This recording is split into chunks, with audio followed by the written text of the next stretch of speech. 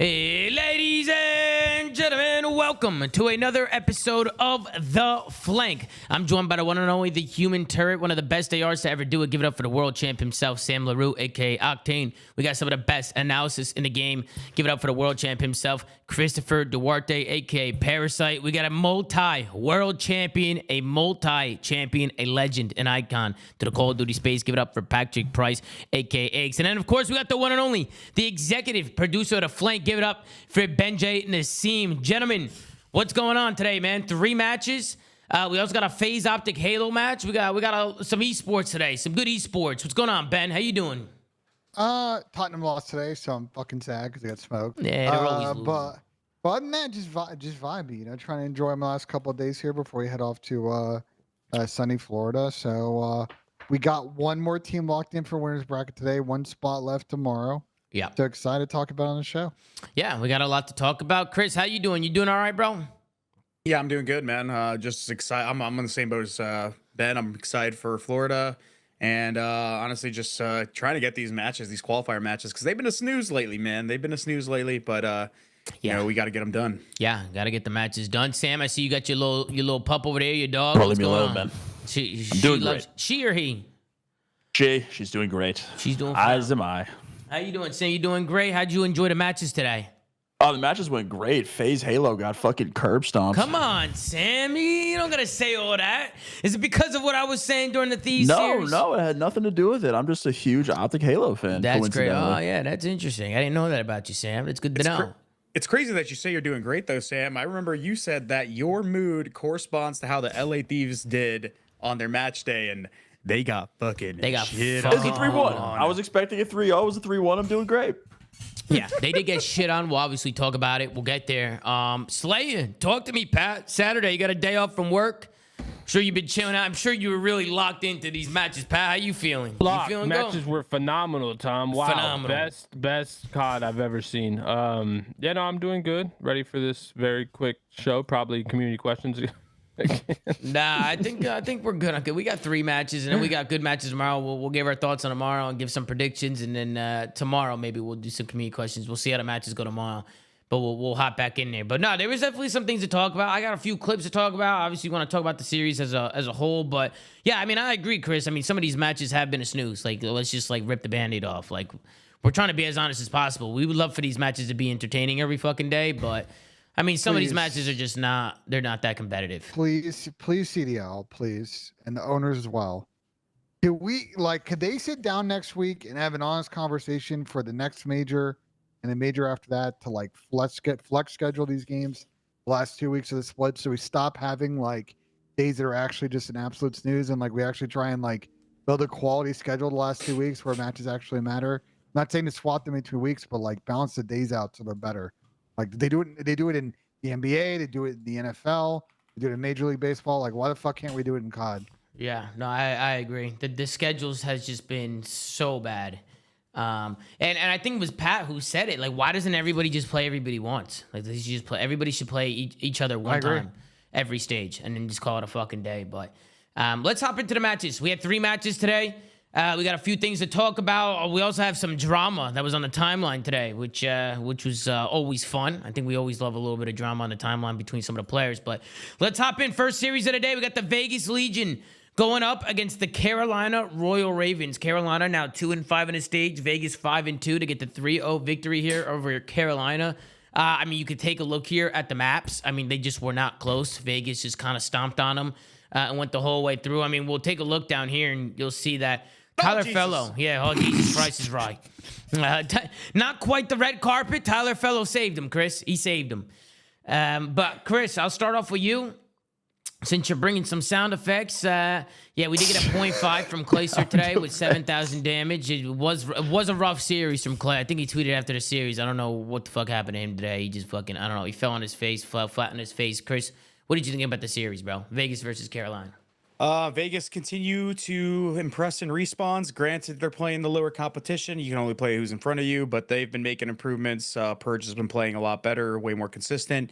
You're getting to see more of Geo, and then Attach is just continuing to be, you know, the consistent dominant player on this team. But like on the Ravens side, I expect them to at least put up a fight. Like I think like although although Vegas has made improvements, they were still kind of on the lower spectrum in terms of like where they are in the standings. So not really sure what happened. I mean, Clay basically didn't shoot back.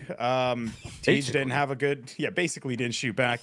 Tej had a rough series, but I mean, dude, I'm more excited to talk about the drama on the timeline. Yeah, we'll get to the drama. Pat, let's go to you on the 3-0 victory here. What did you think about the Vegas Legion? I mean, Tom, they got curb stomped. okay. They got, no map was close. They got curb stomped. Ravens look horrible. They're fighting for 12th best team in the league. There's not much to say for me. I mean, I don't know what happened to Clay, but even if Clay had a 0.9, like they still got curb stomped. So I don't really think it's that big of a deal. Clay might be, losing his spot on CDL caliber in my tier list, and Purge might be taking it. But other than that, I mean, they just, it was bad. It was bad across the board. Yeah. And TJ, Tom, I don't know if you saw my conversation with TJ, but TJ, it might be time. Starting to get to learn X Defiant, buddy. No, okay, I remember that comment. I think I seen it on Reddit. So what happened? You were telling him something that he needs to go to X Defiant or some shit? What happened? Yeah, he replied to my tier list and said like, oh, if there was one for X Defiant devs, you'd be in the same spot you had me or whatever. And I was like, yeah, good one, buddy. But you might as well start to get to learn it because, wow, not looking too hot in the CDL. Yeah, they're already announcing pro rosters, so Tej might be there. Just something about like looking at the stats. Like, Clay hasn't had the best series, but like this one was extremely bad. And like just like looking at the stats, like if you're just a viewer at home, like picture this, like 7,000 damage in 3-game series. There's just a lot of times where he's not shooting back like at all. Like he's just running out, probably sprinting, just dying, playing way too aggressive. And on top of that, like being an AR player in this game, like those are your damage dealers. They're the ones that are peppering people, just putting out a lot of damage so that way your submachine guns can close distance. Like 7K as an AR player. Didn't you want him to play aggressive? I thought this whole drop God RX pickup fellow, you were high on him playing aggressive. Well, yeah, but this isn't what I'm talking about. Like it's not like I just want to sprint out and die. That's not how the game works. Like interesting. No one's wants to play like this aggressive you or not. You said you wanted to play him like Scrap. That's what you said. You said I want Clay to play him like Scrappy. When did I say I wanted to play like Scrap? Oh, someone's got to clip it. No one ever said I wanted to play like Scrap. Nah, Chris, you said that, bro. You said you wanted him to play fast as an AR like Scrappy does. Yeah, he could. But he needs to shoot the game. Like he still needs to play the game. Like Clay's when Clay was in his prime, he wasn't a fucking hamster literally sitting in the back of the his prime. Like I know, but I'm saying that if he wants to play the game like he like that way, he could if he obviously was just better. But either way, like dude, regardless of the fact, even if he's sitting back or playing aggressive, 7K, he's not even shooting his gun, he's not pulling up. That's just kind of unacceptable out of an AR player, regardless of your pace. Like it doesn't matter. I just think for Carolina now, having watched the 7 series they played, I think the S&D has definitely been improving from stage 1. And I think they got some options there. I think the respawn, if you kind of dive into it, they have a very narrow map pool. And I think, in this series was easily targetable by Vegas via the vetoes, like just forcing, Vegas to play an Invasion and Karachi respawn when their best maps are Skid Row and Subbase. Like it's just tough for Carolina to get over the fact. And yes, they might still make winners, and we'll get to that kind of later on in the show. But I just think their map pool is tiny. I don't think they're a very quick team. I don't think they're going to be able to really match the pace of even a team like Vegas Legion. And I think they have a very difficult decision to make after the split. Do you want to stick with this roster and kind of thread the needle and barely limp it a chance? Wait. You could say their map pool is like tiny, but like it's not like a targeted thing here, bro. They're like 0-7 on Invasion, like on like Invasion 0-8 or something like that on Invasion Hardpoint. That's a map they probably are confident in, or it's one of their maps that they essentially play in their map pool. It's not like Vegas threw them a curveball and like made them play uncomfortable maps. No, they gave them a map that they play all the time. They just can't win because they suck. It's not like they're just getting out map pooled. This team is just terrible. It has nothing to do with their map pool, Ben. It's just they're just ass. Period. Well, I don't understand why. I really want to know from their perspective, why do they keep are they this bad on like Rio? Are they this bad that would they'd rather play Invasion and keep losing it over playing like a real hardpoint? Like I can I break it don't down for you, understand Ben. Vito It's real sometimes. simple. It's real simple. Ready? They're ass at everything. Every game ball. Every They're game just ball. probably less ass invasion. they're Oh my decent. God. They're actually like I don't know. This split I've noticed they're not that bad at Skid Row, although I think it's top teams. It was in the map pool. Subbase are not too subbase. They just didn't make it there. Skid Row was in the map pool. They're just didn't actually get like there. they're actually not a bad high rise team, but like I just don't know why I keep seeing them play invasion hardpoint in series after series after series of split. When Because like Ben, they when are you not have winning the multiple map, try something unwinnable else. maps in a mode, it doesn't Wait. fucking matter. Wait, they you can't say they're a decent high rise team. They beat like they've won it like once. Like it's just a map that they played and they've like taken rounds off teams, but I'm pretty sure they've won it like once. I'm No. talking about and in control too. They're actually Oh, okay, control. I thought you were talking about search, Yeah. but I'm talking about both in general. Just I the mean, map as a like whole. looking at the map set, like you're talking about like their weak map pool. They got maps that they in theory should be competitive at. They just got shit on. Like so, I mean, they're playing 3v4, bro. Clay literally yeah, wasn't shooting to it's not a fucking map pool thing, bro. They're just not Well, a good team, and they have way too many weaknesses and like weak players on their team. It just Listen, it is what it is. I know Fellow played great today, but if we go by What? KDs, I know Fellow played decent today and Okay. actually shot back. If you look at the slaying, pick Gotta change up his whatever- wording real quick. pick whatever slaying stat you want. You're gonna find that Clay and Fellow are gonna either be second or third worst or worst and third worst.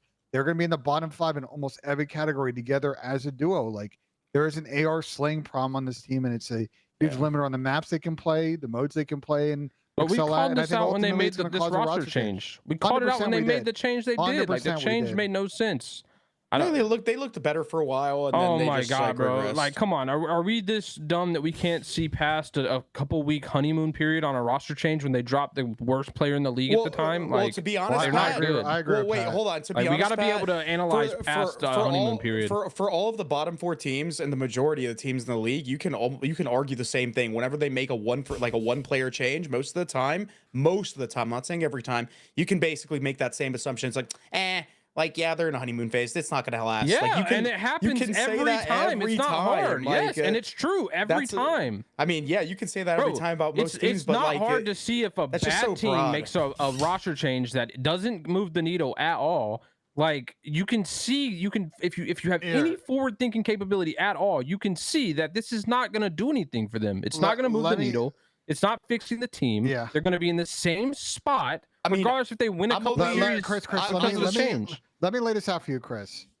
Because Yeah. I think this is very important to talk about. Listen, we don't like to value online COD, but you get 10 points per win. And Ravens have gotten statistically easier splits the first 2 fucking splits of this season. Unfortunately for them, the next 2 splits, in each one, they're going to play 3 of the top 4 teams during that split. They have Damn. basically We gotta the watch hardest remaining those. schedule. Yeah, And the remaining team in the CDL. I mean, yeah, of course, they're they're fucked. going to have to figure out how to win online matches Oh, because they're they're currently fucked. sitting behind on No, points. no, they're fucked. I mean, I was more so pointing out that we can't make that general assumption about all these teams because we kind of made that assumption. Yes, we can. We can. No. We kind of made that same assumption with like the Purge and Geo change with their whole like with picking up Geo. We were like, probably not going to move the needle much, and they proved us wrong. So like That making the is general not remotely the same comparison. Making a generalization like that when a team makes a 1-person change is just so pointless. Like we got to look at things like split to split. I think like at the very least, we can't be looking at this shit for Not fucking. remotely. Yeah, the but same Vegas also had comparison. pieces prior to their change, bro. We thought Carolina was shit prior to their change, and Carolina has one there good was player, nothing. and his name is Win. And Well, exactly, and Vegas had Nero and Dill are attached, and Who they were were playing playing well great the the whole whole time, year. yeah. And they had Purge completely switch off his dog shit role, and now he's playing better. I still remember. That's a completely different I still thing. remember when Ravens And came they in with picked their up new somebody team. who got kills. We said that they looked better. But They that did was all we and said. for the 2 weeks period that they played. Yeah, I said they were horrible the whole time. They exactly. dropped Pat said they were God horrible the whole RX. time, which is They just not true. dropped God RX, the 48th worst player in the league, picked up Felony, who also became the 48th worst player in the league. Listen, I agree with Pat. There's no way to sugarcoat it. They got to make a change. Oh, They yeah, no, might 100%. They might get lucky because Boston has control of the destiny for the last winners bracket spot. If they lose it, I think it goes to Carolina based on Bro, if Carolina tiebreakers. gets winners, that is But insane. Carolina's gonna end up playing New York or That's fucking crazy. Optic. The and fact getting that caliber dumpstered. of this team That is can make fucking crazy, winners bro. is just fucking laughable. It's insane. And by the way, Vegas played great today, and the reward for that is they're going to play Toronto Ultra in winners bracket round 1. So that'll be particularly interesting. Wait, can you explain? They can make winners. Yeah. Yes. How? That's because Because there's so many shit teams that two wins can give you winners. Like I said, Rokkr bro. lost today. Seattle Like I said, is terrible. it doesn't matter where you place in the 1 through 4. You have a You're round getting 1 by. bye. You're getting a bye. You have a round 1 bye. It's very simple. Yeah, very, very weird stuff. But let's move on. We got some clips from the series. This is kind of where I know it's early, but this is pretty much where Vegas were able to just build their lead here in the hardpoint, in the first hardpoint invasion. So we can kind of watch it back. What happened to Carolina here on this setup? I mean, this is just a rotation where they should be holding a lot of time, and they end up getting. They got first blood. Here. Well, I also don't know. They didn't track Geo. They didn't know where he was. If you can see TG backs all the way up looking for this guy. TJ And Geo, T-Drone's all the way back trying to like. I'm assuming they're saying that they're missing Geo or that he could be like past them because they left their gap. And Geo just does the fucking perfect play in the scenario and takes the one on hill and wins it, and just Carolina starts losing their minds. Yeah, but I mean, Gwyn also was kind of ego chowing out the hill like an animal. Yeah. Gwyn was definitely over chowing out the hill, but even after the fact, then Tyler gets caught out and TJ's here by himself. I mean, what happens here is Vegas ends up getting all the time, and then they chain it to the next hill. They build such a big lead, and then they hold on to that lead the rest of the game. They just trade off the rest of the game, and it was chalked. This was probably the biggest mistake of the map. You can see the last 30 go there. If you were Carolina, would you have done anything differently there? I mean, they lost Geo, but I still think they should be tighter to hill, and I still think they're kind of stagnant. They're kind of all over the place here. Yeah, I mean, even if Geo runs out and gets this kill, like he should get insta-traded. Well, Tej is just also looking at they're stacked on the right side of the map when Gwyn, like, while it looks like he's trolling, kind of has to take an aggressive chow because his teammates are looking at fucking nothing for him. Like they can just run up A street on him and kill him. He has to play for his. He has to play a gunfight or they get broke regardless because of just the focus of Carolina's setup. Yeah. Like all of them are just looking for the push through roll. That's why the hole in Cafe is there for Geo to hit. Yeah, I mean, I don't know if they necessarily could have done anything better. Like, obviously, if they could have just tracked Geo, they probably are in a favorable situation. But I think Geo just makes the ideal play, and like he just made a good play. I don't even think they need to track him though. I think TJ should get on point here as well. I think TJ should just play closer and like cut the cross. So even if they're missing Geo, like he can't make a play if TJ has info on the cross. Yeah, but that's still like tracking him, just minimizing the gaps that he can hit. Like that's just the gap. I'm more so meant because TJ actually went and fucking looked for him. Yeah, but I'm saying if TJ can get on the point and his teammates can come off spawn and get his cross, like they might be able to make something out of it. I think him playing gas right there after all the kills go down, I thought was an interesting play. But the break comes in from Vegas Legion. Thought Carolina trolled a little bit right there. Obviously, good plays coming in from them. And then we go into the next clip. This is going into the second P2. Going into the P3, this is where Vegas really build their lead here. And I just thought it was a good play from Dylan.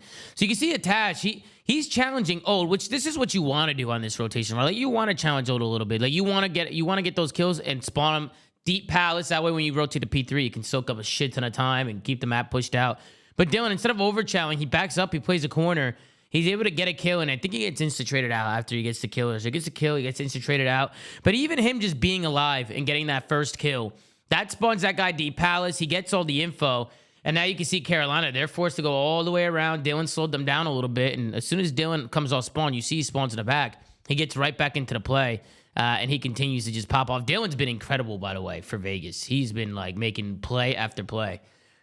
So huge shout out to Dylan and Taz. But you could just see how much of a blender Vegas put Carolina going into the second P3. They were just able to pin them back on that P2 spawns, like those palace spawns, and just lock down so much time here. This is kind of where the map got away from Carolina. So I don't know if you would have done anything differently. Do you guys like the 4-hit left through Old trying to break? Like, do you think that's Carolina's best play there? Or do you think there's something else they could have done differently here? Because they didn't even get close to this hill. Well, the thing is, breaking out of this hill is very similar to like breaking out of your spawn and control. And like most teams, like Sam points it out, he hates when people wrap right. It's kind of the same. If you're already late on that rotation, and you give Vegas here map control, your only option is to hit the left. But once you do that, then you spread through mid, which is kind of what they did. But Vegas just played it better. I mean, when you're on the defending end of a hill, like it's on you to fuck up, and Vegas played it perfectly.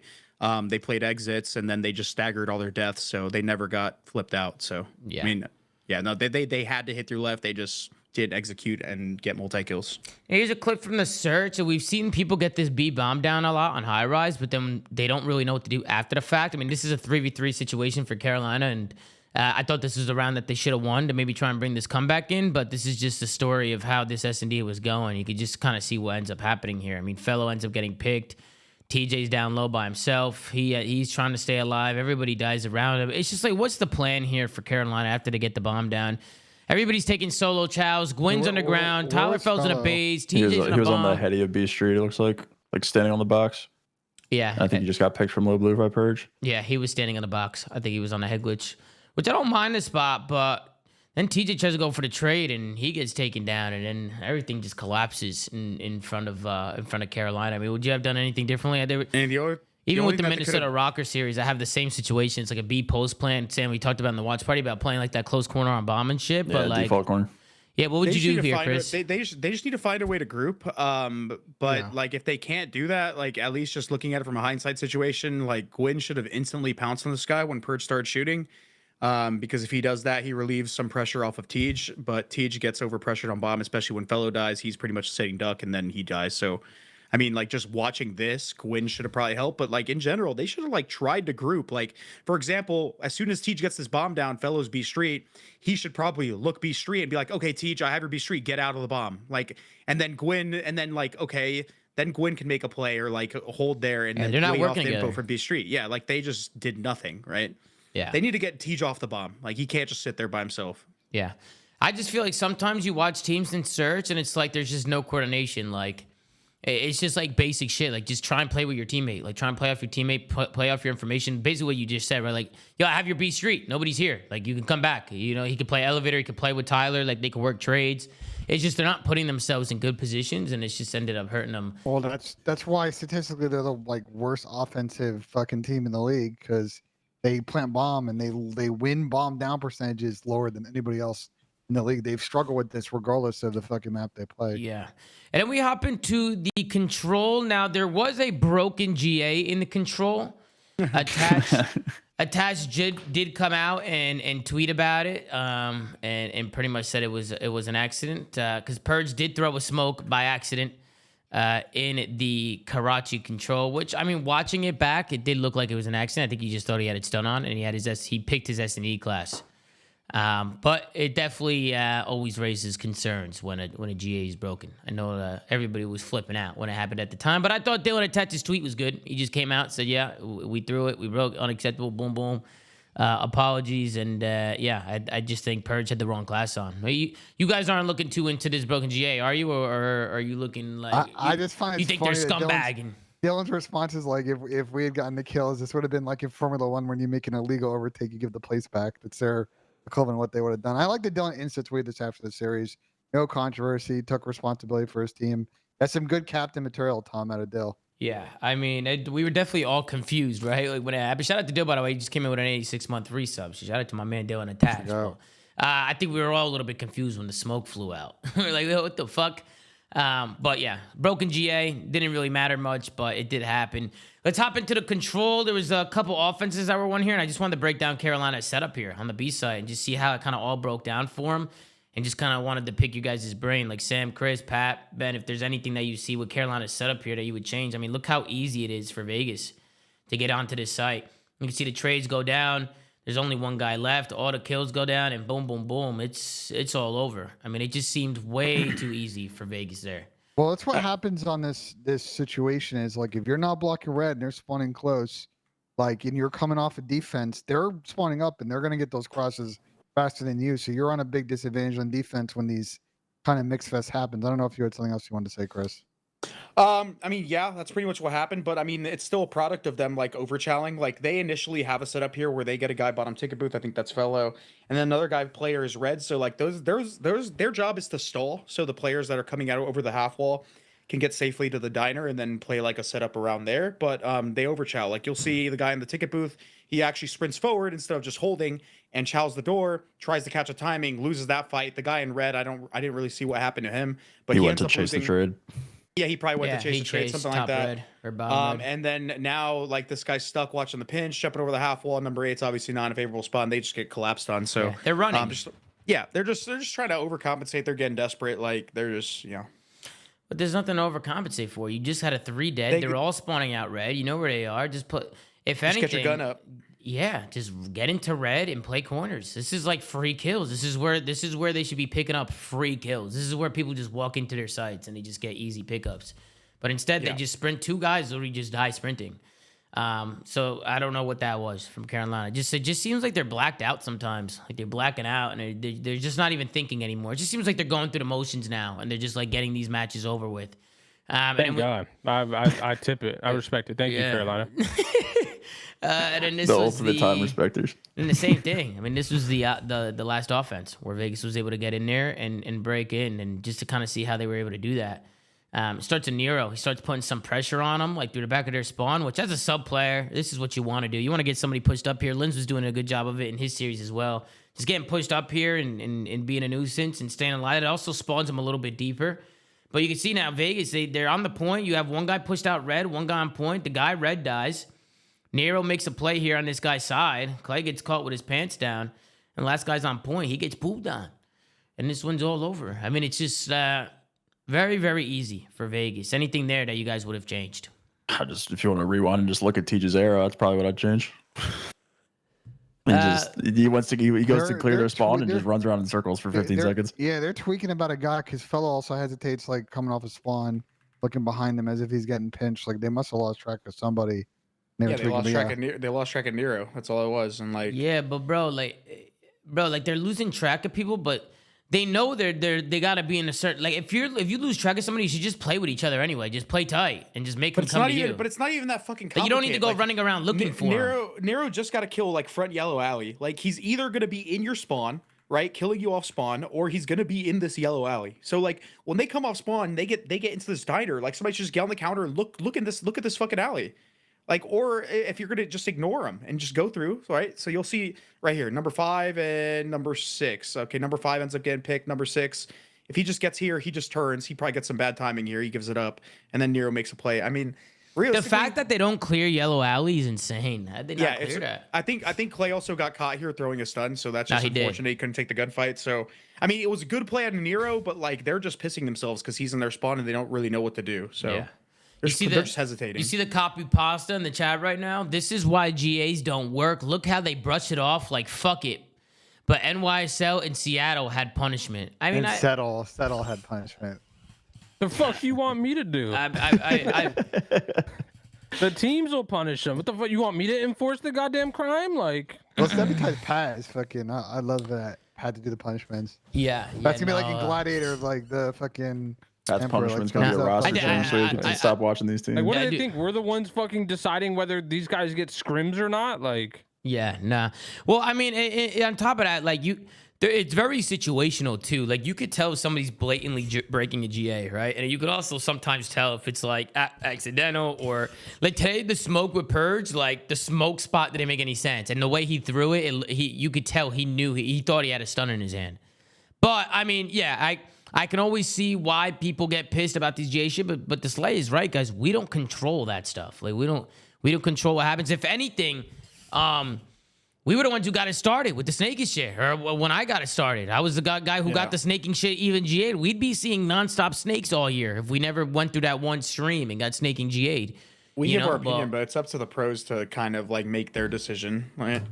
Yeah, but somebody said don't stop pushing. Yeah, we might need to fucking get those streams going again and start taking a look at these GAs. But honestly, it's been pretty good. There hasn't been a lot of broken GAs, and it feels like everybody's been following the rules. So it's been good, man. Been good. But any final thoughts on the Carolina Vegas series, guys? Any final thoughts?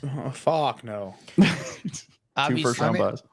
I mean, if you're Vegas, bro, like it would be insane if they convert this momentum. It's unlikely, but if they can come out and they will play Toronto winners round 1, and they can upset Toronto and actually like lock in this 5th overall team spot, it'd be great because a number of teams we've put so far in that spot have fucking faltered weeks later. We'll see it maybe. Bro, these guys could go to the event and get top 4, top 6. I have no faith in them winning online matches, like at all. Vegas?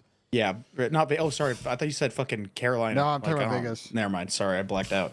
You know, Carolina. No, Vegas look good. Vegas do look good. Vegas look very Carolina's good. online splits are. I highly recommend everybody goes look because they they had the easy. They had one of the easiest strength of schedule that we've seen across the entire season so far, and they're like 2 and 5. Bro, I can't remember if Scrap was in the watch party or like we talked to him somewhere, but Scrap was saying that Vegas is even like a really good scrim team. Like, so like these guys are obviously They have putting good, it together. bro. They're They putting have it together very in good matches systems too. Yeah, they're putting it together in matches. They're doing well in their scrims. Like, you can tell that they're playing consistent Call of Duty right now. Well, Tom, do you want to talk about the Gwyn thing?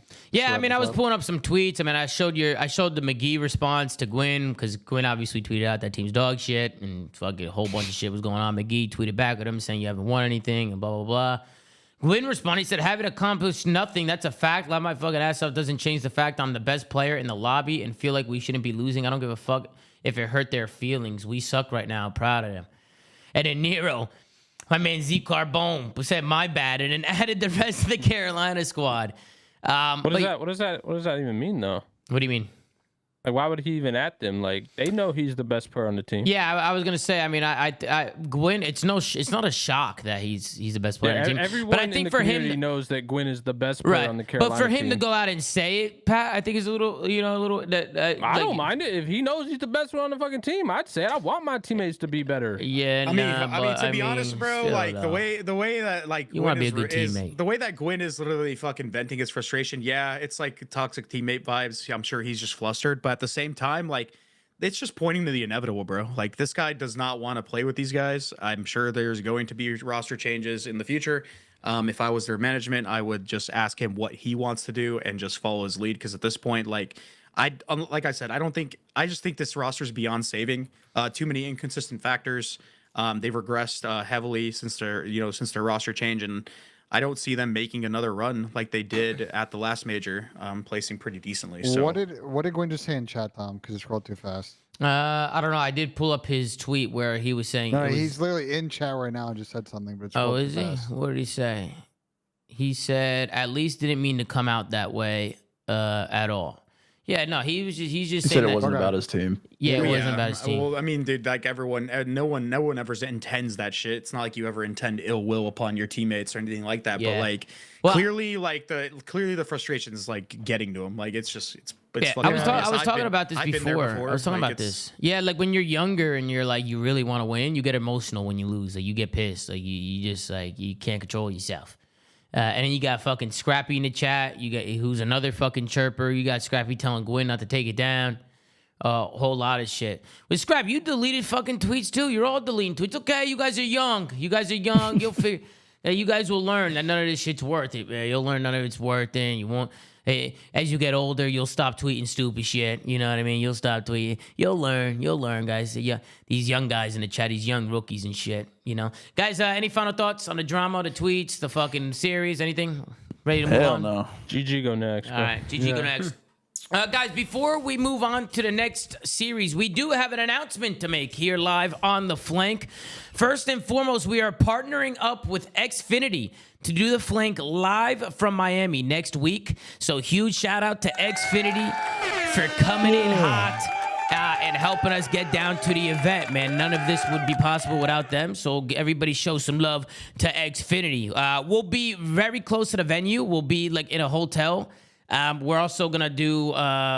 I'm gonna do a greet, like a meet and greet on Saturday. I know Sam and Pat won't be joining us at the event. There's a lot of back and forth. You guys are still more than welcome to come, Sam and Pat, if you want to come. I'm just. I know there's a lot of back and forth. They might not be there, but they'll still be on for the show, and we'll be doing everything remotely. And so the watch parties if they want to join us. yeah, and the remotely. watch party, everything will will be remain the there. same. Yeah, everything will remain the same. So it'll be fun, and then we'll try and get some guests on for the show as well. So it'll be fun to be there. But we also got a giveaway that is going on right now in the chat. FaZe Clan and Xfinity are throwing a weekend after party Sunday night at that Live nightclub, 21 plus only, featuring Lil Wayne, who's going to be performing at the nightclub. So if you guys want a chance to see Lil Wayne, go to the club. I'll probably be there. I don't know, maybe some other people will be there. If you guys want an opportunity to be a guest and go, the giveaway is pinned right now to the top of the chat. We are giving away 4 tickets to Live nightclub, 21 plus only. Remember that, I think guys. K-San's also performing that night. Yeah, as well, K-San Tom. will be there as well. So if you guys He's doing have 100 never, racks. yeah, he'll be performing 100 racks. No, I'm just kidding. I That's think obviously Benjay a has a troll. feature with Wayne as well. Yeah, that's the whole Yes, thing. sir. Young Money. But yeah, huge shout out to Kason. You guys know Kason is co-owner of Atlanta FaZe. He's also a DJ. He performs a lot at these clubs. He'll be there as well. So if you guys have never seen Kason perform, he'll also be there. But yeah, guys, giveaway up top. Best of luck to you guys. We're obviously going to continue the show. But once again, can we give it up for Xfinity for the one time? Shout out to them. People asking your chat if I'm going to be there. Absolutely, I'll be there. Yeah, I'll be there. Ben will be there. Chris. Penjay Nassim feature, yeah, man. We're going to be taking an absolute, like, that Uber back is going to be brutal, but it is good. Yeah, Ben's going to be fucked up. You know what I'm Penjay saying? Nassim, I'm going to man. be crossfaded. It's a good thing I didn't book golf fucking Monday after because, you know. Yeah, we're thinking about doing an IRL golf stream, but let's move on. Let's move on. Let's go to the next series of the day. We have the Minnesota Rokkr going up against the Miami Heretics. Vivid, he came out on a video, and I think the question was, who do you think is the most overrated team in the CDL? He came out. No, was this a Juju series? This was I a didn't know Juju that. series. Yeah, Yep. I Vivid, didn't know that. Vivid came out. He said that Miami is the most overrated team in the CDL. And they got 3-0'd, pooped on, slammed. You take a look at the scoreboards here from the map set. I mean, the Rio wasn't close. The control wasn't close. The Destiny went back and forth, but Miami got the better of them in the last couple of rounds. I mean, this was a pretty smooth series for the Miami Heretics. What? Oh, Jesus fucking Christ. Oh, Red shit. carpet. You can see the jump scares there. Pat, your immediate reaction. Let's go straight to the Why is slay. Awakening in the league? Challengers calling. Did you have him in there? Was he in Challengers calling? I think. Yeah, he was. The whole squad was. No, never mind. Accuracy and Vivid were in CDL Caliber, I believe. You had Linz and Challengers calling? No, Linz is Rising upcoming star. rising star. Okay. As proven here today. Pat, why don't you start things off? What did you think about the series? Shit versus shit, Tom. And today the Miami were the better shit. They smoked the Rokkr. I know we talked about this before, like especially after Major 1, people were like, oh, maybe the Rocker's the 5th, 6th best team in the league, and then they come to stage 2. Not only do they have no ice for the largest start of it, but now I just think they're dog shit. This team has lost it. I think they're mentally compromised. I am begging for a Minnesota Rokkr roster change. I have been for a while. Again, this is why you don't wait too late when you know this team cannot, reach any ceiling higher than what we knew. And now they're 1-6. They lost a ton of opportunity to gain points in Major 2, playing some pretty bad teams after the first little bit. And yeah, I mean, they basically that gap that they had from their placement at Major 1 is pretty much gone now, right? Like, Yeah, 100%. Yeah. They had a very It's gone. good opportunity, which like making a roster change when you're playing quote unquote well is like barring like Toronto Ultra for Hixie kind of thing, like not going to happen. But Rokkr really had a chance. Yeah, exactly. You But guys want to know something? Rokkr had a chance mind-blowing? here for Wake. What rank do you think Rokkr played terrible this split one series? What rank do you think they are right now in the CDL? What do you mean? They are probably 6th. What, like, where are they in the fifth or standings? sixth? They're 5th. They're Fifth, fifth, yeah, yeah. fifth. They're safe by Bro, fucking 35. Aren't they like points. 6 They had and a- wait, they Ben? had a Aren't they really like good run 6 to and major. 12 or something? 6 and 11? Yeah. Yeah, Like, they're yeah, exactly. But it's only because Wild. if you take away 20 points though, which is what the gap they got for winning those series on LAN, Exactly. they're So, really right there. bro, I They're actually looked at safe. this. Well, I no, looked but at this they have the a other 35 day. point clear of Thieves. Like, go ahead. Dude, I looked at this the other day. I was mind blown. So Rokkr are 6 and 11 in 6th. Carolina are 4 and 11 in 11th, and they have like a 40 point differential Yeah. just Yeah. because of their Major 1. Like if Rokkr had made the change when they had that momentum for Wake, because he is not good. Sorry, put it bluntly, he is not good at all. Damn, If it's they had out. made that change, they really they're still in the 5th spot. Granted, they kind of blow, but like they had an opportunity here to like really push forward with all these And they CDL could have points. got But the best player because players would have wanted to join their team. Exactly. They could have got Geo. Like, exactly. Listen, this Yeah, franchise. still- I'm gonna call how I see it, bro. This franchise has a terrible history of absolutely blowing all momentum in the middle of the season. They've only nailed it once. Was the time they picked up Eli, and at the end of the year in Cold War, they were a decent team, won that Major 5 in fun fashion, and obviously played good at champs. Every other year with this Minnesota team, they've absolutely fumbled the fucking bag in the middle of the season. And I agree with all my co-hosts here. They're heading to a critical part in the season. They're likely going to get probably dead last this tournament unless they do some crazy shit. They get to land. They need to react and make a change because I'm going to tell you, their first couple of matches when they come back from this online split, we're ready to hear this shit because it's like I think it pretty much is a point. They have It's Miami. LLL. They have So it Miami. is. Miami coming off a home event, probably with Real. So that'll be a roster change. You got FaZe, New York, and then Boston. So like those first 4 matches are going to be super key for them because this team has been streaky, bro. Like think about it. They got off to a slow start. Yeah. They got hot at LAN, and now they've been fucking terrible. And they beat Seattle and then lost to Miami. So I actually take that back. They You want their what's crazy? first 4 matches, sorry, are No, you're good. FaZe, New York, Boston, and LAG. But go ahead. You know what's crazy? We were talking about it yesterday, right? When our community questions, how Pat, you were saying that like if you want to get in the league, like you should be a sub. Well, I do agree with you.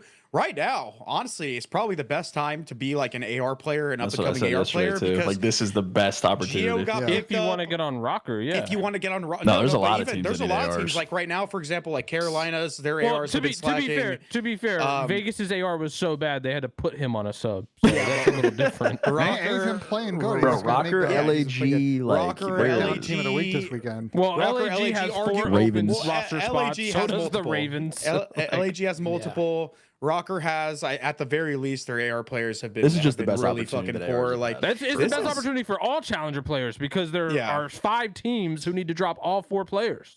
honestly though, like it sucks. Jesus It sucks to see like some of these people like potentially like being That's ready why to the get kicked out of the challengers is league. calling. There's a But- tier there for that reason. It sucks to see that there's a lot of these people that are potentially going to get phased out at some point soon, just based on their performances. But at the same time, I'm kind of happy because like especially when I used to play challengers, like looking at it, like being an AR player, I was like, damn, this shit sucks. Like it's impossible to get on a team. But now there's a fuck ton of opportunities, and there's a lot of good AR players out there in challengers that have been playing really well. So I mean, hopefully they get their chances soon because it's going to be awesome to see new faces. Like finally, a lot more new faces. I wonder, and it probably won't happen because all these teams are fucking pussies. But like, I Oh, really Jesus liked what Christ. Heard. I liked what Carolina did before the last event where they made the roster change the week before and let it roll. I doubt any of these teams are going to do it before Monday roster lock, but get ahead of what's going to be a crush of teams making a change. Like it is a bit of a mix fest, and some players will have multiple offers. But if you have an opportunity to maybe get a honeymoon ride and get some points in this event, it's going to be key going into that last major of the season, having some kind of point advantage. If So, you're a pro team right now, like looking at making roster changes for an ARs, do not go for any of the recycled fucking pros that are ARs in there, unless maybe Cammy. I think Cammy's actually really good, but Sam Welly, Dylan Rex at the top of my list, Brack at the top of my list. Like if you're looking at changes, bro, like at least from the NA side, right? If you can dive into EU, Beans is still good. Cobra. But yeah, Cobra. I don't really know too much about Cobra. Yeah, but clips from the series, Tom. he's been playing good. It seems. What's up, Lunar's also Sam? pretty good. You got clips from the series? or Like no? 3. Okay, I was gonna say this shit sucks. 2x Yeah, them, the Tom. series was 2x terrible. them.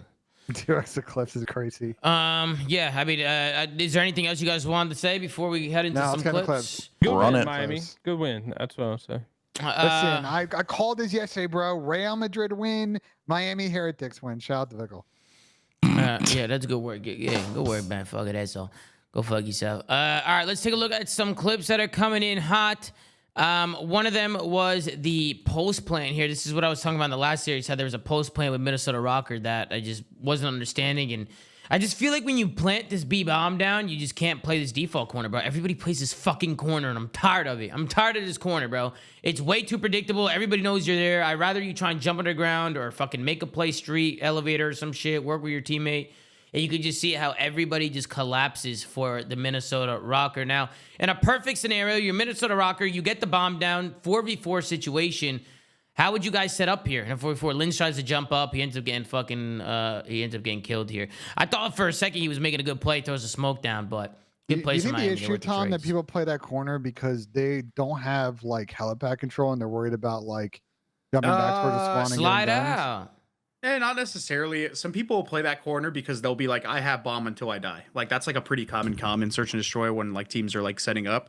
One player will just be dedicated to essentially sitting there watching the bomb. And it's not like the worst corner because yeah, it's like readable, but like your bait for your team and your buying time. So it really all depends, especially. And if you have a sub, it's not terrible either. So I think it's more so on the rest of the team to kind of like cover that guy's like open lanes and make it so he has to take a 1v1 from like a guy hopping up on him or something like that. But like Lamar is in not really a good spot. Like I think he needs to be actively like shouldering the B street. Yeah, he wasn't very active or up watching top. it. He didn't have any info there. He was just watching the stairs, but And then number 5 is like pushing underground from the looks of it. Like he's not really like doing anything or watching much. He's just kind of like waiting to activate. He was looking for the hop up. That's what he was staring at the whole time. I don't mind what number 7 is doing because if they buy him enough time, he can make a play. I think it's mostly on like number 5 and number 6 to kind of be a little bit more active and prevent the guy from dying on site right away. Like they need to help him more and get more open. He kind of lanes. got left out to dry. He got left out to dry. Yeah, here. exactly. Like they have nothing for him, dude. I was gonna say I don't really like big weight being that far away. I say you don't mind it, but I like that he made a play fast. He didn't wait all day. He did make a play very quickly. Lamar shouldn't have been top propane looking at mid. Like the guy on the site should be like the guy that's either shouldering his mid or like centering and preparing to take a gunfight for a guy hopping like and challenging him for mid.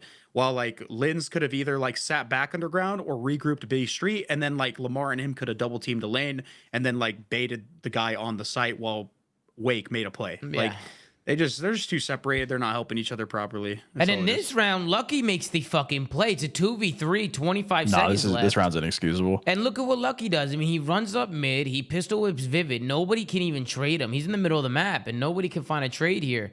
And then Lucky somehow is able to get out of this situation by winning another one. He wins another fight, and a 2v3 absolutely collapses there for Minnesota Rokkr. What were they doing there, guys? What was that? I think they forgot they were on defense. What happened with Lamar here? How did this guy run up mid-map uncontested? Did Lamar black out? So number 6 is on top of I'm pretty sure number 6 was on top of the stack on his left, looking at like the B bomb site, I think. He gave it up first. Yeah, he backed up to kind of look at propane. Right here. No, I don't know. I think he's looking towards like propane or something. Nah, bro, he I don't know blinked. what He he's blinked. doing. You think I he don't know what blinked? he's Did he doing. blink? He blinked. It was Is a that the long only blink. blink we've He seen might on be this fucking map He today? might be crouched on the head glitch, looking towards top propane, like he gave it all That's up. insane. But that's We're a bad holding play. Rainbow Six angles. But that's what I'm saying. Like if he's doing that, That's still a good fight from the head. Bro, glitch. you were on a 3v. You're in a 3v2 on defense. If you don't square up middle map on a fucking heady, like just hold it. There's no point in giving yourself a bad time in there. But bro, I mean, Lucky just makes an unbelievable play. Like we can nitpick all we want. This guy literally 3 pieces them with 20 seconds left on offense. yeah. I don't like how Lamar, and then in the 2v2, Lamar pushes and Big Wig kind of just sits there. Like, are they pushing him or not? You know, and it's like, whatever it is, do it together. Lucky made the fucking play, though. What a play from Lucky. I fear I had the less on Lucky, and that didn't work out this map. But Lucky went insane there. So really good individual play there from Lucky. Just wanted to highlight that because it was a Lucky masterclass at the end of the map, too. I think Lucky had 15 kills at the end of the map, too. If I remember Something correctly. like that. 14 and 4, 15 and 4, something like that. Yeah, just taking a look at it. Yeah, no, he was fine. He was 15 and 4 here in the map too. So. Somebody in chat like brought up a good point. Like there's just so many like things that they could have just did better in that setup. Like for example, that guy Heli Stairs, he has B bomb, right? He's looking at it, but he also can see propane. Like he can see top propane. We're not guessing KJ. So there's no reason that the guy even should be looking propane, like at all. Like the guy should be either watching his back blue to make sure the guy on the helipad or heli stairs doesn't get flanked, or should be watching his mid. Like they're just not aware of the situation, what they have cut, I guess. They didn't know what the fuck was going on. 3v2. They blacked out, bro. Lucky ran out the middle of the map, popped a 3-piece. What are they doing? And we go over to the control, and this was the one offense that Miami was able to win. And then they just won their Ds, and they were able to win this map nice and easy. And just to see how this all unfolds, Eric Boom hits a nice little late flank there. He's gonna find those 2 kills, and that's kind of just gonna open things up. I'm actually curious. I'm surprised that they're not looking at this because look at how close they spawn there. Like based off their spawns alone, I thought maybe they were gonna read this a little bit, or somebody was gonna pick it up, just because Lucky was kind of pushing that, Eric Boom was pushing that left side of the map, but nobody picks it up, and Eric Boom just gets a free pinch on these guys. They just wanted to get into the trades because they were going down. That guy is like a less important gunfight when trades are happening, but they just bought enough time for his play to be impactful. They just wanted to get over the wall because again, trades were going down behind the B point. Yeah, I think Lucky made great that's more plays so. again. I think that's more so like a really good timing just by Eric. Than anything. But they turned when they spawned. I think number 8 turns. Reese like gave it a shoulder. Like he knew something was up, but when his teammates started dying, you kind of got to just jump over at that point. Lucky made great plays there as well. Getting pushed up, finds a kill, he stays alive, he baits, and then another guy comes in, helps him, and then he buys some time.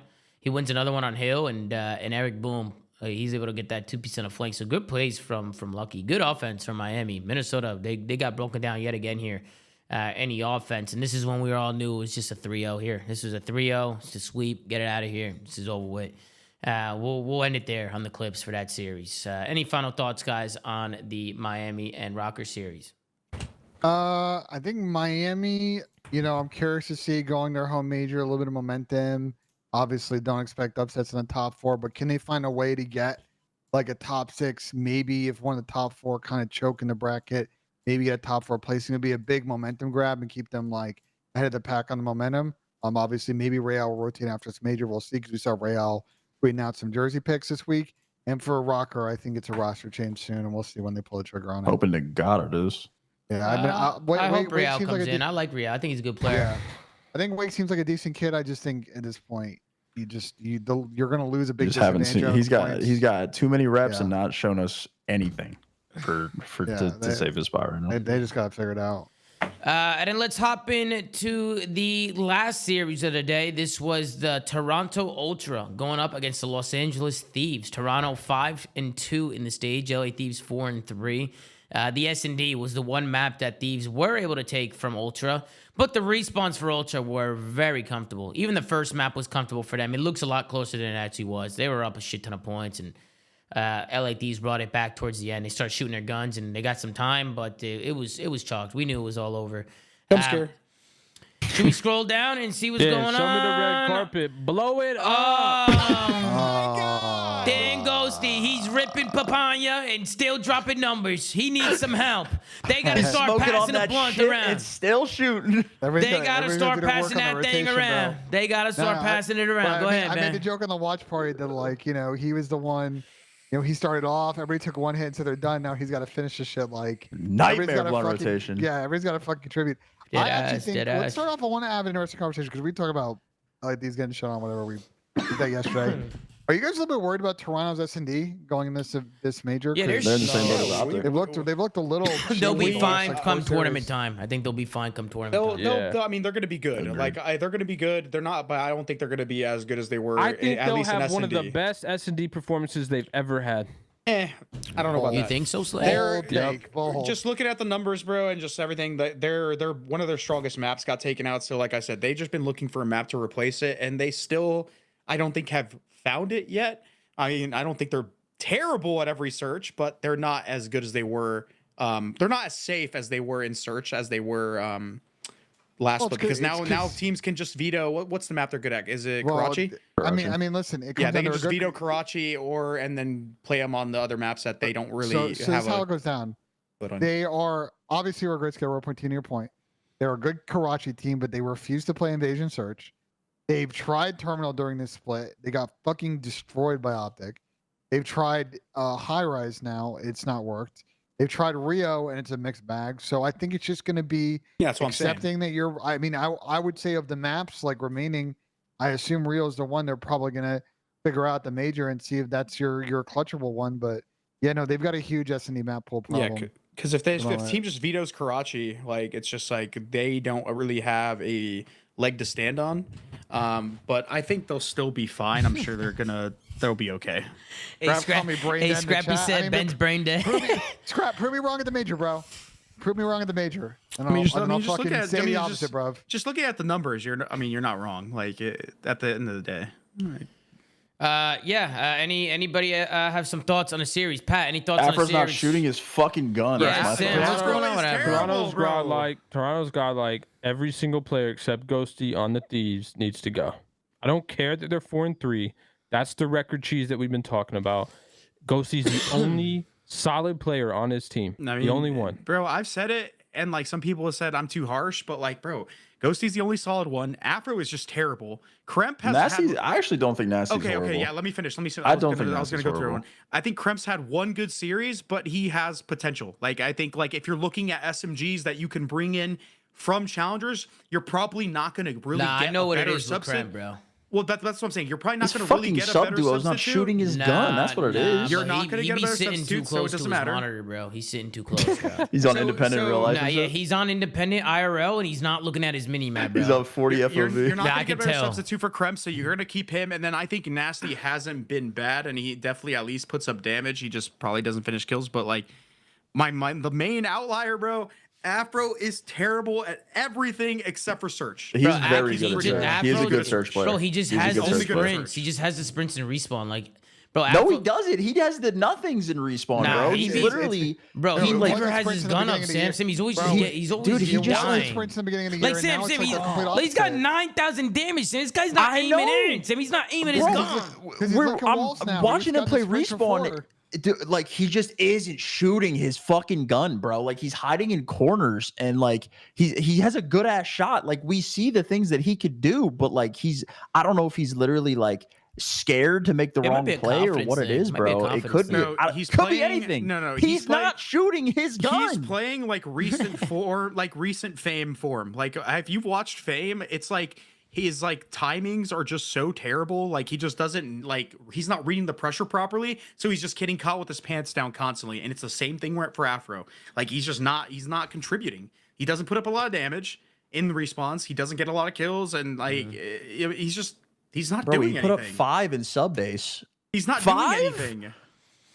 Did he have 5 in his sub base? Yeah, Yes, 5. yes. he did. Kremp had dude, Kremp got there's 3 a kills point- in 5 seconds and then didn't get a kill Kremp after that. got, he got 3 kills for the rest of the map or something like that too. Like, bro, And this is a winner bracket team, by the way. Yeah, I mean, it's just. Listen, I think for Thieves, like, they're another team. Like, I don't think you can run this 4 back after this major. I know, like, you picked Afro after Joe, but like, I think that's the next person to go at least on this roster. I know To make we it 2 hated. slot. I know we hated the format where there were buys, for obvious reasons, but Yeah. like, put them back. Winners round 1, top 4 seeds gonna buy. Everyone else starts in losers 1. So you want to Fuck put it. buys back in there? Wait, repeat that. That doesn't make any Yeah. sense. Who's gonna start in winners round 1? How then? does? There is no winners round 1. Every team in top 4 seeds get a buy. They got to buy. Yeah. They start in winners round 2, and the other 8 teams start in losers 1. How does that not make sense? Then people in losers are gonna buy because no one's dropping down. Yeah, it's fine. Okay, Who cares, bro? doesn't make any Listen, brackets. the, that the, suck, the, though. the Pat's 8 point, these matches are 8 teams auto start in L's before losers, they Ben. start, bro. The only team that could potentially do anything is Vegas, and they're playing Toronto. Like, what do you want? Like, Bro, these matches This is what it is. Every are single fucking split. ass. Like, there's one team that Wait, is steps Ben up a split drunk? and like I don't can know what's make going on. upsets and plays well, and then every other team gets hoop tape besides the top 4. Like, and Wait, this did time Ben it's just say Vegas' no turn. one drops down? Ben, what are you saying? Bro, He's it's been not how he's been how's- ripping fucking molds. How is it? Ben, How is a double 8 and bracket teams gonna will work with start 4 in people on losers top 1. and the bottom? Bro, what? That's what do you- happens after winners round 1 anyway. Bro, what do you? I know what Ben, you're do you saying, but know that's how a a bracket ridiculous. works? I If know 8 how a bracket teams works. It's a start in ridic- winners and it's a 4 rid- teams it's an start in- in losers, Bro, you're just everyone saying- who you're putting loses in 8 winners teams in 1. losers. What am I hearing? That right is now? what happens in a bracket. Bro, just let's make this simple. Just go to a fucking pool play and then a Bro, fucking bracket. chat has been faded. Ben, No, you're faded. if Fuck teams, fuck this Ben, major Ben, format. oh, Let's let me have ask you a fucking question. pool Ben, let me play, ask you a bro. question. Who gives Let me a ask you a fuck question, about brother. this shit? If people So lose, dumb. if people lose in winners round 1, where do they go? You go to losers round 1. Okay, It so goes eight- in the so square there's- hole, there's You're eight- brother. skipping all so the there's- round so 1 there's- fucking part of a So of there's a 8 12 teams team in bracket losers. now. Yes, You're yes, you're making the because it's weirdest pointless. 12 team bracket I've ever seen in my entire life. Bro, it's very Sorry, Square Sorry, peg goes in the changes square nothing. hole, brother. Listen, it's very It changes simple. nothing. It's very simple, and you're seeing this with Halo right now. We should just go to pool play into a fucking bracket, and then the parity will work itself out amongst the bottom teams or whatever, and who's going to make a run in a fucking tournament. Let's stop trying to Ben, right size a Ben, goddamn Special team, fucking special bracket. Ben, you are smoking. Jesus. You are smoking the fucking good shit. Sorry for cussing, but Nah, Sorry for I- cussing. you're Thank you, brother. Sunday, bro, because you're fucking rolling over to today. bro, everyone went, and you literally said, "Well, no one will drop down," and that's how it works. It's the same thing. Nothing changes. It's I just. can't. Thank I you, can't brother. believe you're talking about 8 teams and losers. It's Bro, there's crazy. no way Dante doesn't know who What do you- sketches. Hold on, top. Before you go, Ben, what are you saying? You can't believe what I'm talking about with 8 teams and losers. Every team who loses in the winners round 1 goes to the losers. Yeah, you They're- want 8 starting and losers. Yes, because there is such a Because they're gap. auto gonna start They're in all losers, dog Ben. shit. Yeah, it's Yeah, all I know- gonna be the I know same what you're thing. saying, Who but cares? We It just doesn't have to even watch matter. one less series. It's That's the whole actually point. a stupid ass It idea. doesn't That's why even I'm matter. roasting Who you. cares, bro? Give it No, up. Sorry I'm for losing- cussing for I'm Ben. losing full. Ben is If I off see the- that Ben's off extra the flying shit, esports, bro, I'm gonna lose. I it, need a bro. mute button. I don't we got it won't on have only TeamSpeak. 4 good teams. There's a big difference. I hope not. All right, let's move on. Thank you, brother. By the way, Dante Sorry for texted me. cussing. Sorry for cussing. Dante texted me and he said, "What the fuck are you doing with your hands and putting up the one finger?" Like he doesn't know who He doesn't know who sketches. sketches. Like how do you not know who He sketches, doesn't bro? know What are you sketches, living bro. under a rock or something? Fucking asshole. All right, let's go over to some clips. First and foremost, Dylan Envoy.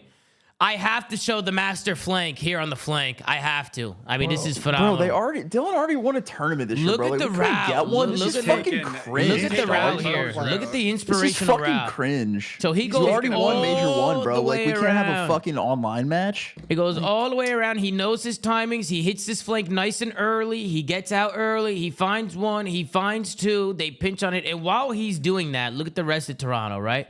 While Dylan Envoy is going all the way around, Toronto's pinching on in. They're just waiting. They're just waiting for Envoy to make that play. And they trust him. Insight doesn't give a fuck. He'll sit there all fucking day.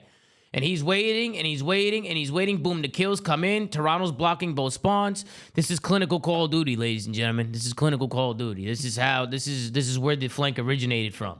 Cringe shitter, gotta shoot people in the back. This is why. I mean, this is just how you LAT play COD right here. I mean, This is a cringe shitter, no gun skill, can't shoot him straight this up. is why LAT was like really high in holding percentage, but they were like almost bottom 4 in like, or in not hold. Sorry, That they was were bottom gorgeous. 4 in hold percentage because they just can't fucking. They're not watching anything, Oh dude. shit! I just fucking skipped all the way back. But yeah, that was a No, clinical- not this series again, please. Yeah, sorry, no. sorry, bro. PTSD. Sorry. Jump scare. And then again, we go into the Rio. Then you can see Toronto Ultra, because of that break, they built a little bit of a lead. They hang on to it going into the second set. And this is where another break comes in. I just love the plays here from Jamie Insight. I mean, Insight just makes the fucking plays here. I'm just going to let it play out from here just so you guys can kind of see the play and see how kind of all unfolded. You can see Toronto. They actually get in here first. The streaks come in. Oh, sorry, I rewinded it too much, or I fast forwarded too much. Give me 1 second. This is why I always put on 720 because this shit don't fucking load. God bro. fucking damn it, Tom.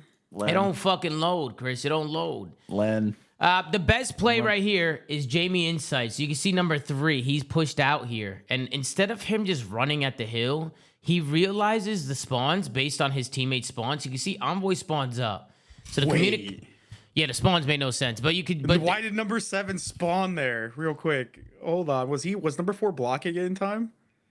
nah, Number 7 that spawned spawn a was little open, quick. Chris. I think that spawn's open. Hold on 1 I second. don't think just that's wanna that see weird. this. Are you I know. tweaking? No, I just want to see it. Actually, no, it doesn't make sense for the sole fact that the back spawn on Oh. old is still open. Yeah. Because there's still the back. Well, the back left. It's still spawn, the 'cause old There's 2 hill. spawns back there. Yeah, it sucks. But I love the play from Jamie because as soon as Dylan spawns out, I'm sure the comms come in, and Jamie he instantly realizes that something's up. So instead of him collapsing on hill. Look at how he plays this. He finds one on the pinch, and he continues to hold as well. He doesn't just run at the hill like an asshole. He waits. Then he collapses when his teammate gets closer, and Toronto swarm in for the break. I mean, it was just fucking gorgeous. It was fucking phenomenal from Jamie Insight. That's the second break from Toronto Ultra here in the Rio. And then they were able to build their lead even more here and just collapse on these guys. Jamie has the streaks as well. And it was phenomenal work from Toronto. It's just the difference. I wanted to just show people, like, the difference in just coordination and individual play, like waiting for each other, like understanding where people are coming from. That's just really, really good work from Toronto. It's poetry, honestly, guys. It's art. It's art. Are we Ultra fans? Are we glazing? Like, cool break, bro. I mean, to be fair, though, great Sam, break. we have fucking 8 teams in the league that, like, you know what I'm saying? There's a lot of shit teams and a lot of shit plays that happen on a day-to-day basis. And you would That's think true. you would think that a lot of this stuff need is... a palate cleanser every now and then. You need a exactly Sam, exactly. Sometimes you need. need a palate cleanser. You just need to show people how to break and how to wait for each other and how to actually play as a team. Like sometimes I feel like people forget, bro. You got to go back to the drawing board. But I don't that's know how if I they think. forget, Tom. That's I don't think they're capable. they might not be capable, but I don't even disagree That's with how I that. think. Yeah, some people might not be capable, bro. How are they not capable? It's so simple. Yeah, but there's the game, and then there's the game within the game. And I don't think the talent in the 5 through 12, not all, obviously, there's some that are, but majority are not capable. I Yeah, think. no, it's very weird. It's just an IQ diff, Tom. I said this before. The CDL compared to the previous leagues in that past, I think there's a big IQ gap in generation. Yeah, You also called this shit at champs last year, really on Sunday. What? I mean, Ben, I've said Wait. a lot of things, man. Wait, what did he call I'm it? early a lot of the times. But the top heavy ship, how was the one to bring it up on the fucking Sunday flank? Like, whatever 8 months ago, however long ago it was. But yeah, no. Yeah. Also Right said the now. Gwyn guys 8 months ago, and those guys are all on different Never teams. wrong, just early. And then we get into the S&D now. I just wanted to show Toronto struggles, and we just glazed them, so now we got to cook them, okay? Their S&D has been a little fugazi. This was a 3v4 that the Thieves were able to win, and you can see it starts with Kremp and Ghosty just making plays. Ghosty was able to get onto that bomb site, and then this ended up being a 2v2 situation. This was a massive round, because instead of Toronto going up 5-3 here, they end up kind of getting pounced on, and this is kind of where the comeback starts for LA Thieves. I think Thieves won 4 straight in this one. Wait, did they win 4 straight in this one, or am I thinking of another series?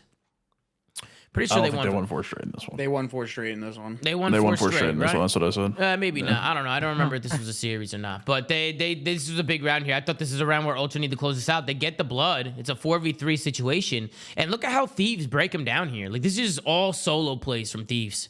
And you can kind of see how it ends up happening. Kremp runs through the smoke. He finds one. Dan Ghosty's there. He gets another. And just like that, it's a 2v2 situation. Then you have Afro running down the middle of the map, just making a solo I think play. that's like the biggest issue. Like, I'm sure Jamie saw him, but he probably thought he was in the site.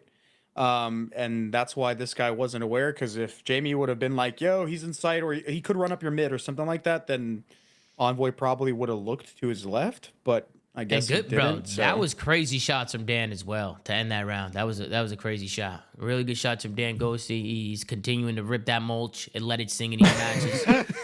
And then we go over to the next one, the 4-5 round. Sam, I love this strat from LA Thieves. I don't know who made this play call, but I really like it. It was me, Tom. I made Was the this play you, call. Sam? Did you draw this up for him? Yeah, this was me. I was on the whiteboard. We were in the practice room. This is good because I feel like this is VOD review, bro. It's a common spot. People like to play in those pipes, and to be honest with you, a lot of people, everybody who plays those pipes, bro, gets like free kills. Like, I feel like nobody's ever looking at it. Yeah, I but love people, watching our cams instead of the round. It was cool. Yeah, I fucking. Oh, sorry, my bad. I'm on the fucking. Well, fuck yourself. I'm sorry. I Sam. just think that was the Pine Park, huh? I might have been the Making Pine sure. Park Slay. It might have been Dan the Pine Ghosty Park. rotated the blunt, I fear. He rotated. It's being passed around, folks. But Sam, love this strat that you Great play call. whipped up on a whiteboard. They actually checked this shit, which made me happy because I'm like, bro, people always play up here. Just look up. And you see, this was a good Afro play call. doesn't look up, but Kremp does. Or no, I think Kremp Afro. looks up. He does look up. It was Afro. He didn't was check number- it. I thought it what was was number Kremp. 3 looking No, it was at? Afro. Looked like he slid by it. I think he's on the boxes in the windows looking at B Street. Yeah, I mean, that's Yeah, kind he of just was. redundant because Envoy's there. Yeah. I mean, I Those thought are Envoy golfing was the about whole to make a mid-cross. play here. They just had crosses, but I they mean, didn't have underground. yeah, it's cool that you know, they that the guy was playing on those pipes, but like, so fun fact is, I'm pretty sure you can if you're proning on it, like the way Kleenex is, the way that it's angled, you can only prone and look towards the left. Like, you can't actually prone Yeah, and you'll look towards fall the off. right, or you'll fall off. So like, if you are to attack this guy on top of the pipes, you always want to come through this left lane, like Afro and Kremp, where like Kremp are coming. But I mean obviously, I they also should just show- like the fact that they're doing something together, and it's not just some dumbass shit. You know what I mean? Like, it's actually like a Yeah. good play call. You have 2 and 2, just like gang up with a teammate. They work the map together, and then I also like that when Dylan gets this kill here, Dan pounces and gets the trade. Like, so many times I see people get kills, and the people are just waiting around, and nobody gets the trade. I like that Dan. He reacted quickly and traded out Dylan there, and he almost killed Scrap here as well. He almost took his fucking wig off. One thing though about Toronto is that, like, I just didn't like how reserved they played that defense. Like, they didn't really have anyone scouting for proper information. Like, they had a guy back Shack. He's just staring at blue. Obviously, Kleenex is playing that sneaky spot. Envoy's just staring like right down mid alley. But like, I feel like you can just, like, those people can be a lot more flexible and like throw some shoulders B street. Like, you would have seen Ghosty and Nasty potentially pushing up that street, right? The guy that's on top of their windows, like, maybe be a little bit more active in those windows and see if you can get angles through mid or like underground. Like, they're just kind of all sitting back and basically hoping that LA Thieves run into their setup, and it just didn't work out. They just gave LAT way too much room to work with. Yeah, no, I agree. And this is where it falls apart in the control for LA Thieves. I mean, the control was just easy sailing for Toronto Ultra. But Sam, looking at your squad here in the defense, what didn't you like about their setup, or do you think Toronto was just able to break him down? Because it also looks like maybe some more overchows and some more sprints coming in. Like right here, like Kremp should be catching them sprinting. Correct. Like they should be running at Kremp. You know what I mean? But instead, he's running at them, and then the guy dies red, and then bada bing, it all collapses. And guys, I know this shit because I used to do this dumb shit all the time. I used to get roasted by my team. Like Crowder used to cook me, right? Like, yo, let them come to you. Like, you're talented. The game will feel a lot easier. You don't always need to chow everything. Like, get pushed up into good positions and make them come to you. Like when you had the map control, when you had the advantage, you know, make the most consistent. Like sometimes, right? The reason why I would do it, right, is my argument was most of the time I'd hit it out, pop a fucking 2-piece and scrims, and I'm like, oh shit, look at me, I'm godlike. Fucking, I'm shit on these guys, right?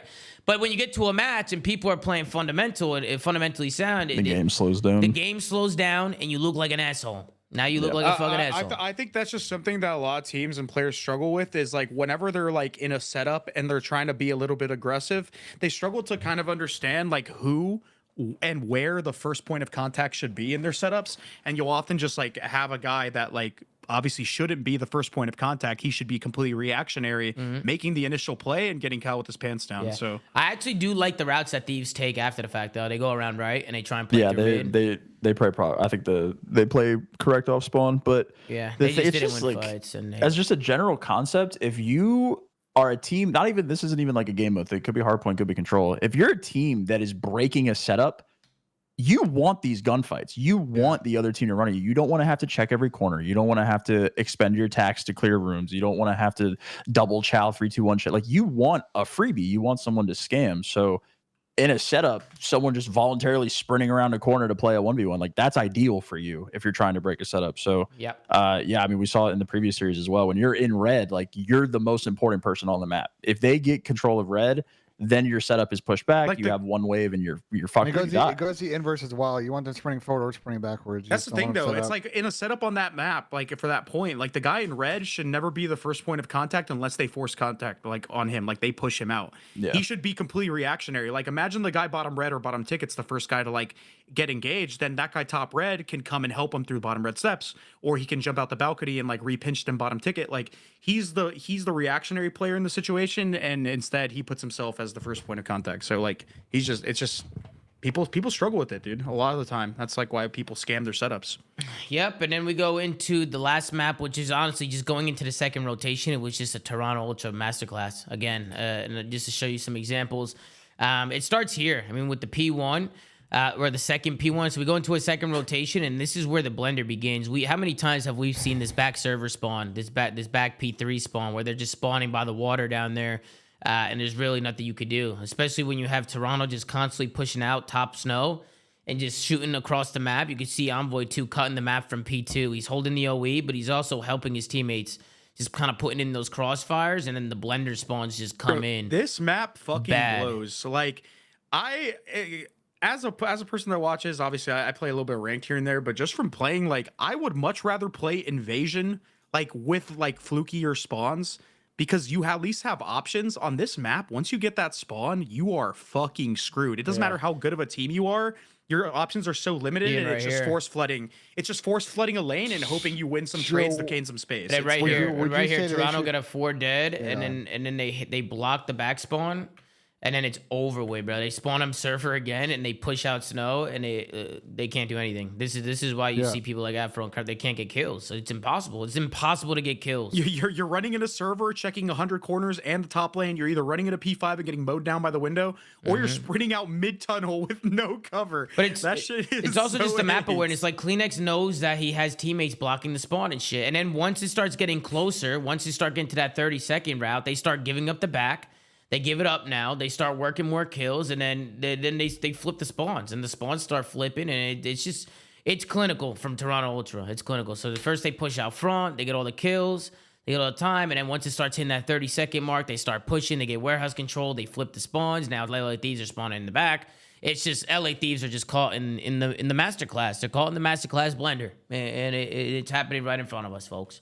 I think they changed the 3 hills, P1, P2, P3, right? They completely wiped them the second rotation. So it was just really good. Can you show me the scoreboard at the very, very end before they left the game?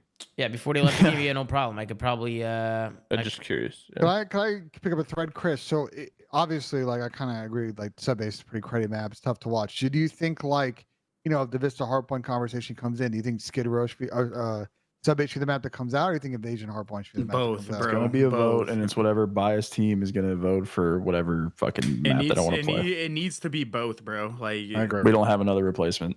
I mean, unfortunately. we might get one next season. Who the fuck knows? Hopefully, I we get pray to something God in there's no quicker. deadline then. This map is just terrible. Like somebody in the chat said like, "Oh, why don't you take routes? What routes? There's no There's nowhere routes to to go. take." There's nowhere to go. You Dude, get I it. will Against say, a good like- team, they're holding everything. There's nowhere to go. I will say I'm not going to apologize on behalf of these dog shit ass maps, but when we watch the talent level of Toronto and LAT, just because that's what we're talking about, like these maps look infinitely worse than they should be played hypothetically. Like we are watching Toronto just beat the ever living shit out of a team that they're clearly better than, and when we watch a map like Optic or whoever, Toronto or whoever, like in the top 4, these maps play out completely fucking different. Yeah. Yeah, And because their tug of war situations are just way less like clean cut. Like when you get, but the maps are just more interesting to watch, is what I'm yeah. saying. Like we're watching dog shit lose to the best teams in the league, and we think that these maps are terrible, which again they are. They're not the best in the world, but these, like when we watch good caliber Call of Duty teams play these maps how they're supposed to be played, making the correct decisions off Yeah. spawn, it's a completely different looking thing on your screen. Yeah, of course, but that's like the problem with the maps is like there's Again, the levels maps are to it, shit. right? I'm not It's saying like, they're not, but like you should this is different. you should always be punished for like going down 4 dead and like getting a less favorable spawn. But like some of these maps, like when you get that spawn, it's so unfavorable to the point where like you're like a team like FaZe or a team like Toronto could get realistically hardcore punished by a dog shit roster. Where like as if you had a more balanced map set with better maps and stuff like that, the teams that are better are going to shine more, because even if they do make a mistake, their talent can help them get out of these situations. Whereas these map sets, like you can stranglehold some of the best players in the world because of like, bro, they're in impossible situations half the time. Let's move on. Let's do map predictions for tomorrow. We got a couple good series here. I would We have one say. good series. We have one good series. Well, that second series that's big when it comes Because to winners, they're both right? shit. But Boston's in a winner getting situation. Basically, LAG's So what LAG's is- 3-0 right. So Ben, the is reason why there they're a- interesting is because these matches matter. Like these matches actually matter. Is there like if Boston wins, like X happens to other team situation, or is it like if they win, they're in? Yes, Yes, I can tell you what it is. I'll read it out. Ready? Go ahead, If Pat. Boston wins, they end up in losers 1. If Boston lose, Great they'll end up comms, in Pat. losers Thank 1. you, brother. To Thank be you, more brother. plain, if Boston wins, they get the 7th seed, and Miami gets the 8th seed. If Boston lose, then Miami gets the 7th seed, and Carolina gets the 8th seed. Okay. Losers 1 Boston for all good. those teams. I mean, yeah, mentioned, losers Sam. one regardless. I'm Yeah, just curious what would yeah, happen. Yeah. But yeah, I mean that's They the get a little winner bit more again. screen time at Miami. We'll give it I to That them. hear is you. how Carolina, being 2-5, might sneak their way into this fucking winners bracket. Actually, Doesn't it might matter. be 2 teams because Miami's fucking 2-5 too, and they're guaranteed winners right Losers now. bracket's Two- about to be lit. Two 2-5 teams are gonna make winners. Losers bracket bro. is gonna be lit. What the? This Sam, to your point, this might be the first time in history I'm more excited for losers. Losers 1 is than important winners as 1, right? fuck. Losers 1 is so much better than winners 1. How did Friday? We've always fucking hated Friday at events. Fridays are Friday's about to be way better awesome. now. It's the best now. Oh my Wait, fucking God. The Fridays are matchups will awesome. actually be close. Our Fridays are elimination day. Is elimination day? Nah, That we've shit's had awesome. stinky Fridays in the fucking past, but now it's gonna be kind of lit.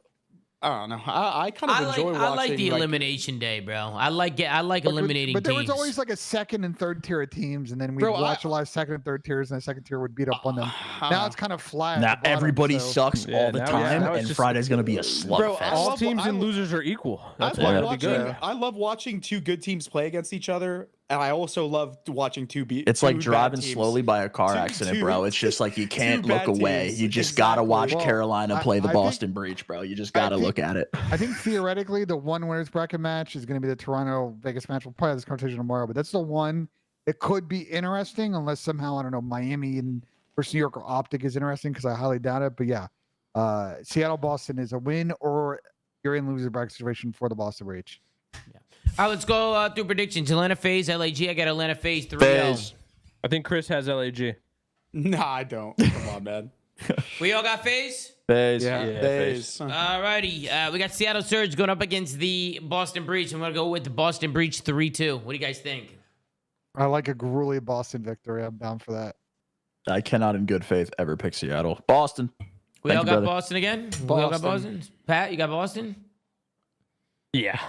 Alrighty, and then we got the match that we've all been waiting for. The Thank God. New York Subliners going up against Optic Texas. Both teams are undefeated in this stage, 6-0 from both teams, which means one team will be going flawless and one will be getting one loss on their resume here. So I am going to go first. I'm going to go... This one is so hard, bro. This one's actually so hard. Don't overthink it, Tom.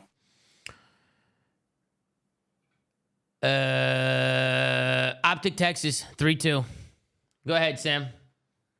No way. Go I'm Optic gonna go New York. Texas. I'm going Optic Texas. I'm going to take New York strictly because I think they have just looked a little bit more dominant in their 6-0. That's all. I think Optic has had a couple close series. I think New York has a great FaZe win in the online qualifiers. They have beat the absolute shit out of everybody else. So I'm going to go New York here. I cannot wait to watch the series regardless, though. I think it's going to be good. What do you think, Ben? I think for me, New York's a better search team. So if this is a situation where trading maps, we get to a game 5. I don't think New York's lost a game 5 this year, so I will go with them. Yeah, I got New York just because, again, like Ben said, they are the best search team we have right now in this split, and they just look a lot cleaner than Optic. Granted, Optic have elevated their gameplay and Shotzzy looks great. I think all of New York has looked insane, so I got New York. Pat? So I will say this first and foremost. Yeah, we Pat gonna probably pick Optic for the first time in his career. This has got to be an Optic angle, right? Gotta be. Gotta be. North Carolina, Okay. where I'm Gotta currently be. at. Okay. Just recently in the last few months, passed legislation that online gambling, sports betting is legal now in the state of North Carolina. It wasn't prior.